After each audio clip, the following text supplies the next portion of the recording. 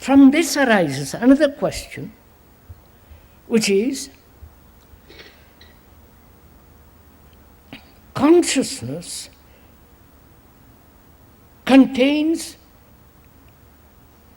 mankind's sorrow.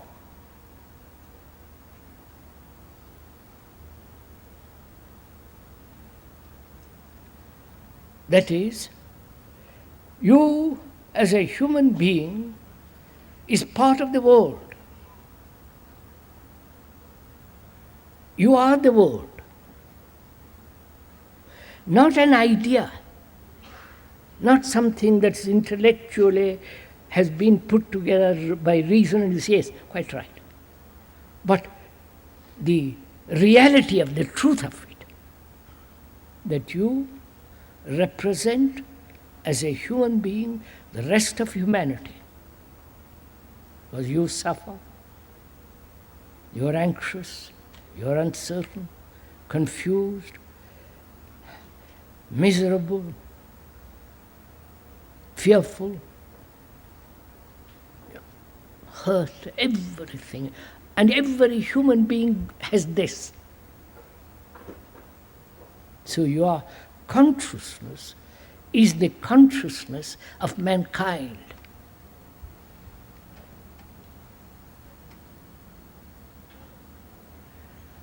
If that is the truth to you, not an idea, then what takes place? You understand my question? One has lived as an individual, fighting, struggling to express oneself, demanding what follow as a limited,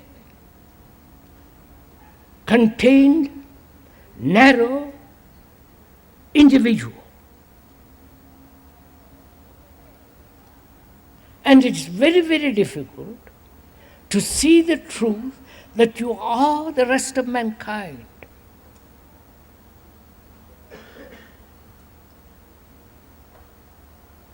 That in you is the whole of man.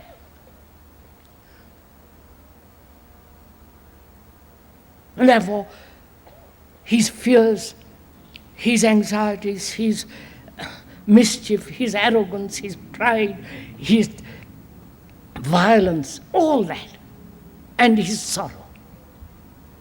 Right?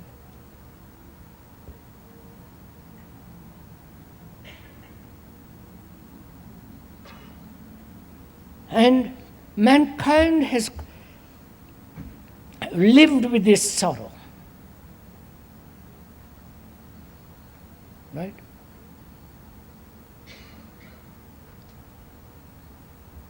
Lived with sorrow, has accepted sorrow as part of his life. And if he doesn't accept it, he runs away from it through every form of entertainment, religious and otherwise. Or he personifies this sorrow into an image, which the Christians have done, and think they've solved this problem.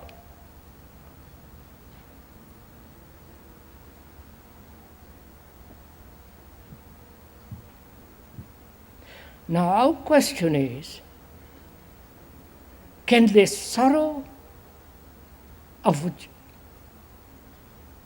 not only your particular little sorrow, you are the sorrow of mankind. You understand? What an enormous perception that is. If you see it.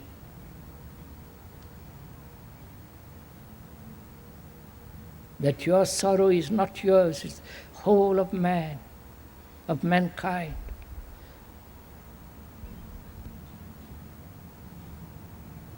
Then you don't cry.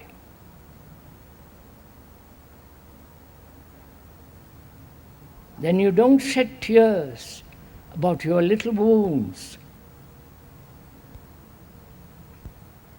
your little failures, your little anxieties, and so on. But when you realize you are the representative of all mankind, it brings about an enormous sense of vitality, energy.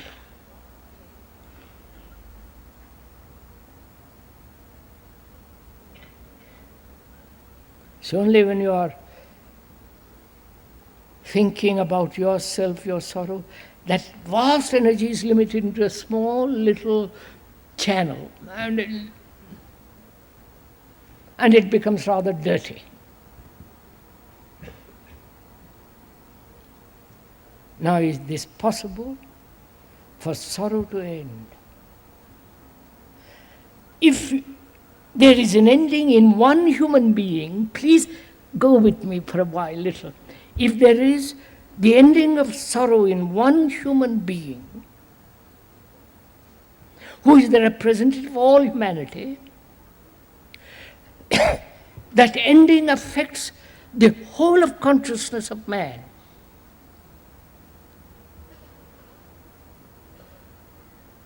You understand?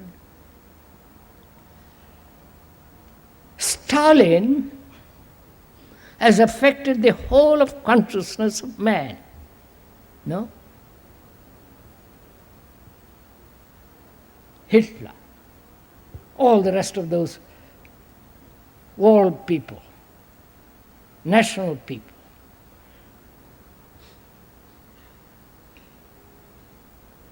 Through the priest, the idea of Jesus Christ has affected mankind. Right? You'll accept that more easily.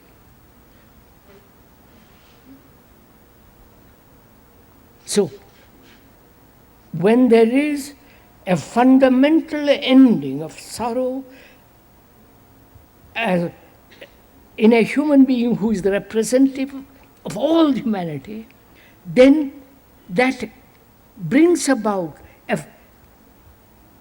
an action in the totality of mankind. I wonder if I'm working. Peter, have you understood something, sirs? Not what I'm saying.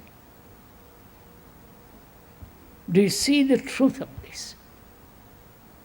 The fact of this?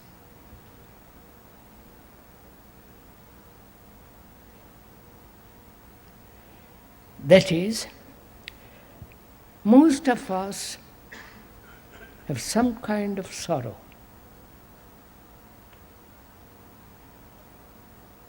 Either we are unhealthy, or our children are not what they should be, and so on.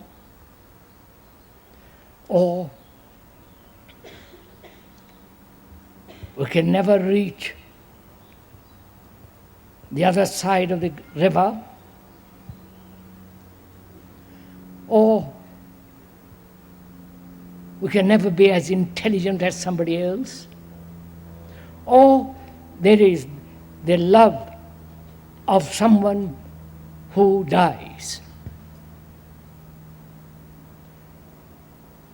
The sorrow of thousands of people who have been killed during the war.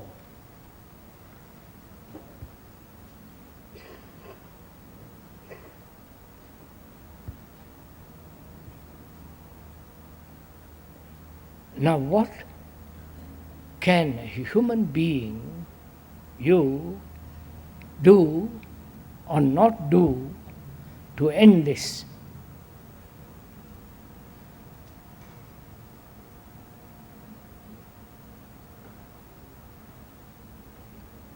Take ordinary, everyday incident of death. Someone whom you so-called love dies.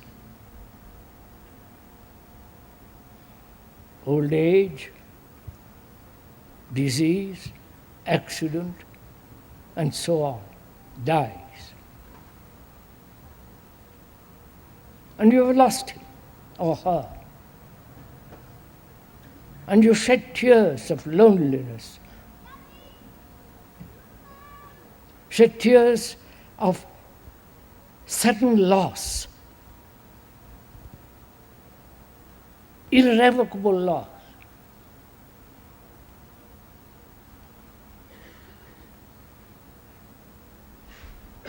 Nothing can bring him back or her. You are left completely, suddenly isolated. Because you are so attached, given yourself over to that person so completely, and when that person ends, you suddenly discover how empty you are.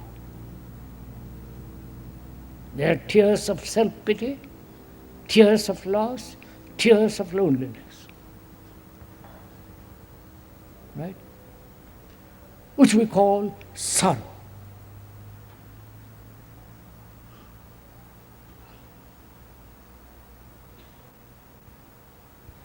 And can that sorrow end? It doesn't mean that you are callous, that you are indifferent, that you become totally isolated with everything and therefore self-protected. Is it possible to end sorrow? Not the sorrow of somebody whom you lose, but the whole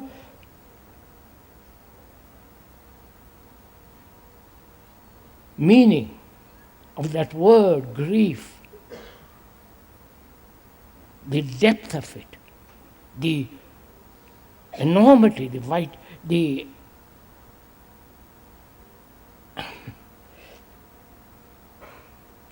of it.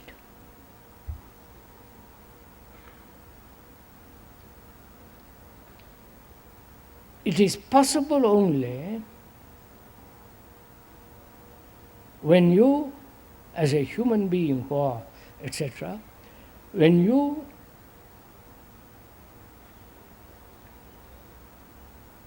observe without action. Yes? Without doing something about it. Just be entirely with it.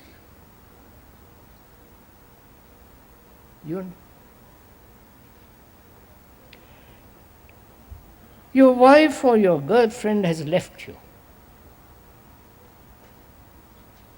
You are jealous, angry, vicious, hating. And you realize that if you're at all intelligent, aware, then you say, I must get out of this. But to remain with it, to remain totally without any movement with your jealousy, with your anger, with your hate, just, you understand, completely one with it. Not identify with yourself with it, because you are that. But to remain with it, without any movement. I wonder if you're capturing something. Then you will see that there comes an extraordinary transformation. The transformation that comes about with the ending of sorrow is passion.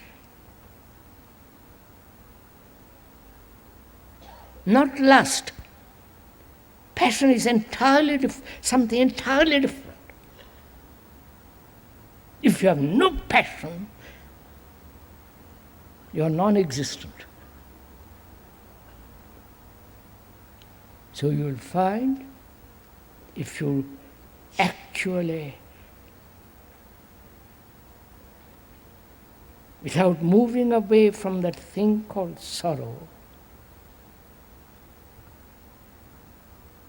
a totally different movement takes place. And that movement is this extraordinary, endless passion.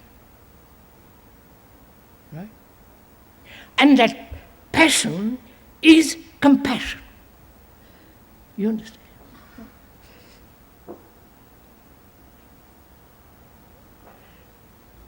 The word compassion means passion for all things. For birds, trees, for human beings, for the rock, for the stray animal.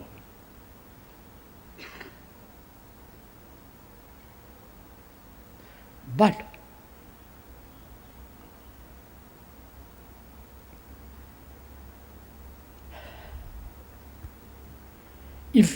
when there is compassion for one person, then it is limitless. Because in its very nature, it includes all things.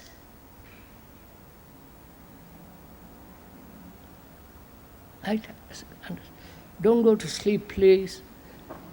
Or don't go off into some kind of imaginary, mystical, romantic idea. Compassion is not romantic, it's not intellectual, it's not sentimental.